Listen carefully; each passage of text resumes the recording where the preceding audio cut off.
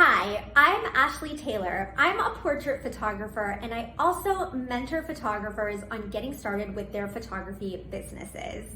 Today, I wanted to talk about how to price yourself as a photographer.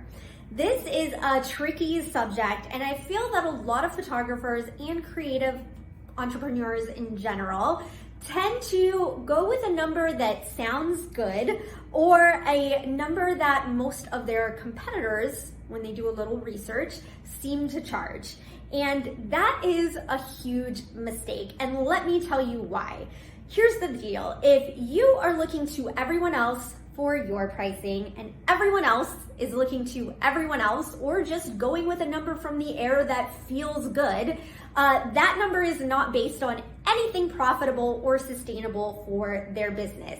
And as a whole, as a photography industry, that brings the whole industry down into what consumers think photography should cost, and it's actually not based on anything that's based in fact or sustainability or profitability.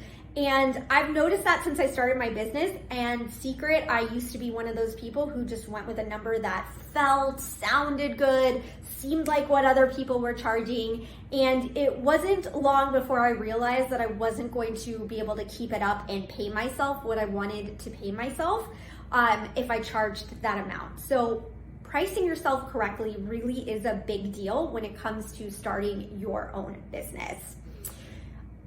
If you're a photographer or creative like me, you might think that you hate math and you have no idea where to start when it comes to figuring out something that's profitable. So let me break it down for you. You're going to have costs for running your business that are overheads. Those are the things that happen every year, every month, or maybe even every week, regardless of whether you have a photo shoot that week or not. So those are things like your insurance, or if you are paying for studio rent, or maybe your website fees.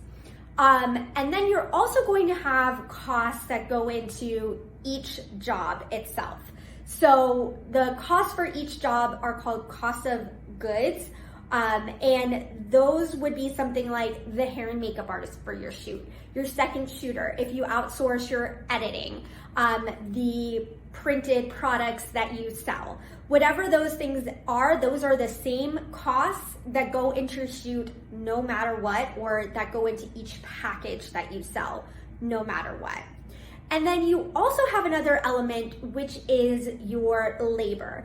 And this one especially a lot of people overlook. I think sometimes people who have heard about pricing before do understand the cost of goods piece of it or the overheads piece of it, but they forget about labor because they're the ones doing the labor. And a lot of times as photographers, we put ourselves last. So once someone put it to me this way, a business mentor put it to me this way, if I got sick and I couldn't finish part of the job and I needed to pay someone else, was there priced into what I was charging money that I could pay someone else and there would still be profit left for the business?